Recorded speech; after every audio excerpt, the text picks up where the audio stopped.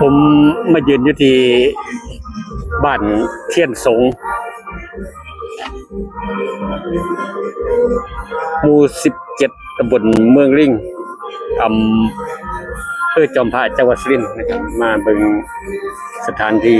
โบราณสถานที่สำคัญนะครับซึ่งมีประวัติศาสตร์มายาวนานนั่นคือสถานที่บ้านเทียนสงแห่งนี้นะครับแต่มื้อนี้มาพอต้นขามใหญ่ซะก่อนอยู่สถานที่พวกนี้แหละครับต้นขามใหญ่นี่ก็ถือว่าเป็นต้นขามค่อนข้างที่เกิดโดนพอสมควรล่ะเบิ่งแล้วนะครับก็คงสิหลายร้อยปีเป็นต้นขามขนาดใหญ่นะครับเป็นต้นขามที่ค่อนข้างที่เป็นต้นไม้โบราณที่ผมตามหานี่แหละก็จังบอกว่าอยู่ในสถานที่สำคัญเพราะว่าสิอยู่นำวัดหรือสถานที่หม่องสาธารณะที่เป็นมีสิ่งของโบราณอยู่นี่สิมีต้นบ่ว่าสิเป็นต้นขามต้นรำสาบ่ว่าสิเป็นต้นโพนะครับก็สิมีอยู่ตลอดนี่เห็นบ่ขนาดใหญ่เด้ครับนี่อยู่บ้านเชียงสงปัจจุบันบ้านเมืองลิงอำเภอจอมพระจังหวัดสุรินทร์หรือว่าตำบลเมืองลิงก็เบิ่งได้นะครับสถานที่แห่งนี้ก็ทางเฮามาแต่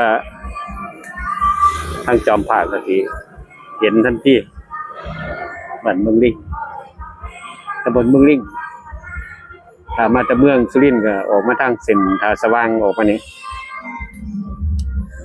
มาหอดแยกเมืองลิงละเดี๋ยวผมมา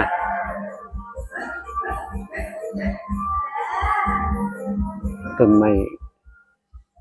ถ้าทางปลายเป็นต้นขนาด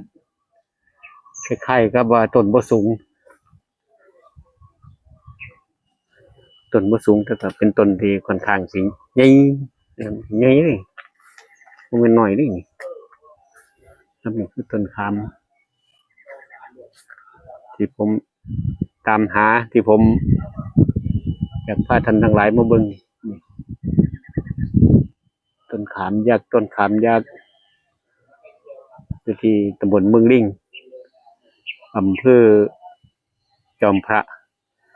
จังหวัดสุรินทร์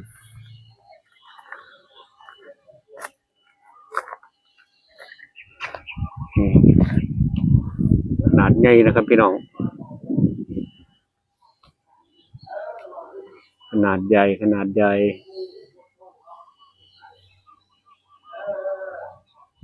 เป็นต้นไม้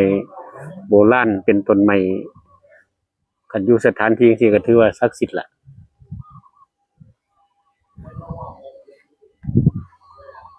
ต้นขาม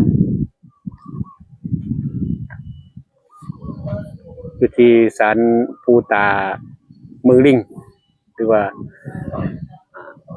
เชียงสงนะครับผ่านไปผ่านมามาเบิ่งมาชมกันได้นะครับสวัสดีครับเดี๋ยวอย่าลืมติดตามช่องของผมต่อไปนะครับเด้อถ้าว่ามีสิ่งของดีๆก็สินำมาฝากสิล่ะของโบราณสิที่พี่น้องหาเบิ่งยากต้นไม้มีต้นเดียวแล้วก็เป็นต้นไม้โบราณต้นขามเฮานี่ล่ะ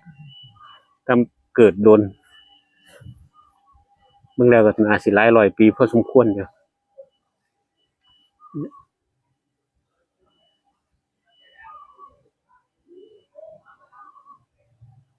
ครับก็ขอขอบคุณทุกท่านที่ติดตามก็อย่าลืมติดตามช่องของผมต่อไปขอบคุณหลายๆขอบคุณครับสวัสดีครับ